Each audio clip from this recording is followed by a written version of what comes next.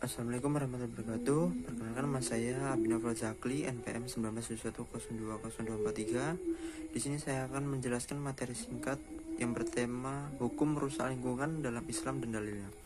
Lingkungan merupakan salah satu kesatuan segala makhluk ciptaan Allah yang juga bukti kebesarannya. Sesungguhnya salah satu tujuan hidup manusia adalah mensyukuri segala nikmat yang diberikan Allah Subhanahu wa taala. Dan salah satu caranya adalah dengan menjaga lingkungan. Sebagai khalifah di bumi, kita dituntut untuk menjaga lingkungan sebagai salah satu tujuan hidup menurut Islam. Sebagaimana firman Allah Subhanahu wa taala dalam Quran surat Al-Baqarah ayat 11, yaitu wa idaki lalahum la tufsidu fil ardi qalu innama nahnu muslihun, yang artinya dan bila dikatakan pada mereka, janganlah kamu berbuat kerusakan di bumi, maka mereka menjawab, sesungguhnya kami orang-orang yang mengadakan perbaikan. Allah telah mempercayakan kita untuk menjaga lingkungan, di mana saat itu para malaikat justru meragukan kita. Maka hendaknya kita betul-betul menjalankan perintah Allah untuk menjaga segala apa yang telah Ia ciptakan untuk kita. Namun sayangnya, semakin hari justru semakin banyak manusia yang merusak lingkungan. Berbagai kehancuran dan kerusakan terjadi di mana-mana hingga menimbulkan banyak bencana. Allah juga menceritakan hal ini pada kita dalam Al-Quran surat Ar-Rum ayat 41 yang artinya berbunyi, telah nampak kerusakan di darat dan di laut disebabkan karena perbuatan manusia, supaya Allah merasakan kepada mereka sebagian dari akibat perbuatan mereka, agar mereka kembali ke jalan yang benar. Berbagai kerusakan di darat dan di laut merupakan salah satu akibat dari kejahatan orang-orang berdosa. Kekeringan, banjir, gunung meletus, badai, semua itu bukan hanya faktor bencana alam, tapi juga akibat dari kejahilan tangan-tangan manusia. Juga banyak kemaksiatan yang dibuat. Rasulullah SAW bersabda, ketika ada orang-orang yang berbuat dosa itu mati, maka hamba-hamba Allah Subhanahu wa taala seperti manusia, bumi, pohon, dan hewan-hewan merasa lega. Hadis riwayat Bukhari dan Muslim. Hadis ini menunjukkan betapa tenangnya dunia jika orang yang jahat itu mati karena tidak ada bencana dan kerusakan yang dibuat olehnya.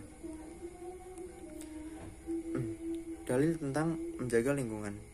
Ada banyak perintah dari Al-Quran dan hadis mengenai larangan merusak lingkungan dan menjaga lingkungan. Diantaranya adalah yaitu dalam Quran surat Al-Qasas ayat 77 yang berbunyi, dan carilah pada apa yang telah dianugerahkan Allah kepadamu, kebahagiaan negeri akhirat, dan janganlah kamu melakukan kebahagiaanmu dari kenikmatan duniawi, dan berbuat baiklah kepada orang lain sebagaimana Allah telah berbuat baik kepadamu, dan janganlah kamu berbuat kerusakan di muka bumi. Sesungguhnya Allah tidak menyukai orang-orang yang berbuat kerusakan. Quran surat Al-Qasas ayat 77. Di sini Rasulullah bersabda, tidaklah seseorang muslim menanam tanaman kemudian tanaman itu dimakan oleh burung, manusia ataupun hewan, kecuali baginya dengan tanaman itu adalah sedekah. Hadis riwayat Bukhari dan Muslim dari Anas. Dan terakhir yaitu cara menjaga lingkungan menurut Islam. Menjaga lingkungan juga merupakan salah satu bentuk tingkatan iman dalam Islam. Berikut adalah cara yang dapat kita lakukan untuk menjaga lingkungan. Yang pertama, buang sampah di tempatnya. Yang kedua, menggunakan sumber daya alam dengan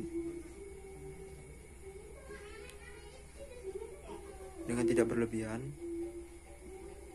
3. Menanam pohon. 4. Menggunakan peralatan elektronik dengan baik dan tidak berlebihan. Menghindari penggunaan plastik. Mendaur ulang benda yang masih dapat digunakan. 7. Berjalan kaki atau bersepeda jika berpergian dalam jarak dekat. Itulah beberapa cara yang dapat kita lakukan dalam keseharian kita untuk menjaga lingkungan. Dengan menjaga kebersihan dan kelestarian lingkungan, kita juga menjaga warisan untuk anak cucu